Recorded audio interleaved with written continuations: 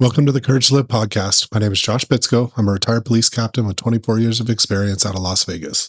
Currently, I travel the country and I teach people about leadership, resilience, and courage. On this episode, I'm going to talk about the space between what happens to you and how you respond to it. So a big part of what I teach, especially when teaching first responders, is emotional regulation. In my book, there's a whole chapter on a tool called O.A.K.S that I use, that I teach, and I talk about in the book specifically how to apply it to specifically regulate the emotions that you're feeling in any given moment. And I'm not going to get into O.A.K.S in this podcast, but more when do you apply any emotional regulation technique that you have?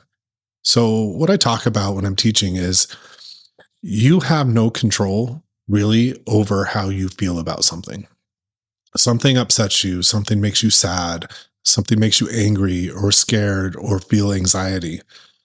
These are natural emotions that you're going to feel in any given moment when something happens. And it can be in your relationship, your spouse says something that makes you angry or has a tone that makes you angry. Or at work, you are dealing with a customer or a citizen that's just really upsetting you and you get angry. You really don't have control over having that emotion. What you do have control over is how you act, what you do in response to that emotion that you're feeling. So we are not slaves to our emotions. Every decision we make isn't, driven by our emotions. Now they can impact it. They can affect the decision that you make, but generally there's space into the thing that upsets you and how you respond. And that space is where you can regulate your emotions. Sometimes that space is really short.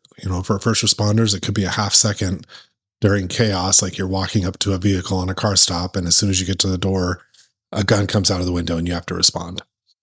Sometimes even as a first responder, it can be a long space. You're outside of a fire knowing that you need to make entry as a firefighter, and you have to make those decisions and push yourself forward and keep moving forward. So the longer you have, the more chances you have to regulate those emotions. Now, there's a couple of things you can do to mitigate the physiological effects, like breath work, taking a couple deep breaths, box breathing to, help you drive forward and slow your heart rate. That can apply in life, in sports, at school, at work. Something's upsetting you, taking a couple deep breaths, taking control back over your body when fear or anxiety is trying to hijack your body and what you're feeling.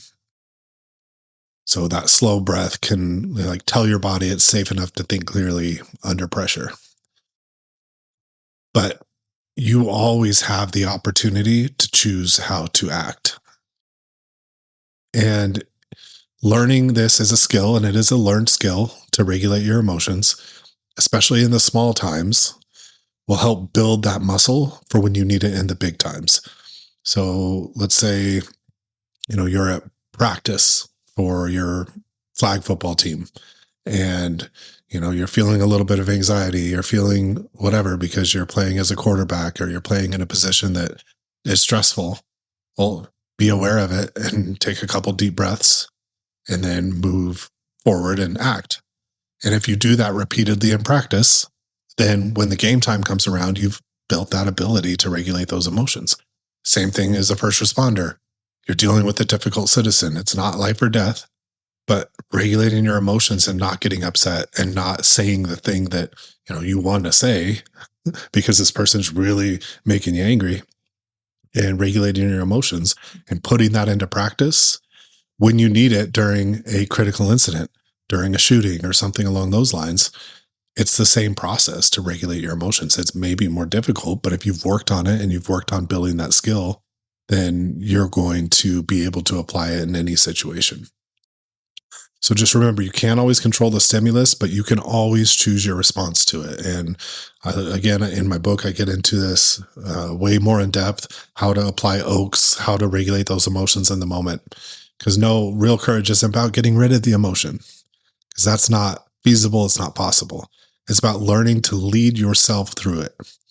When you slow down enough to choose your response, you lead with clarity instead of reacting to the difficult emotions. And through that, strength and leadership and personal growth happen. Thank you for listening. If you enjoyed the podcast, share it with a friend, subscribe, leave a review. And I appreciate you spending some time with me today.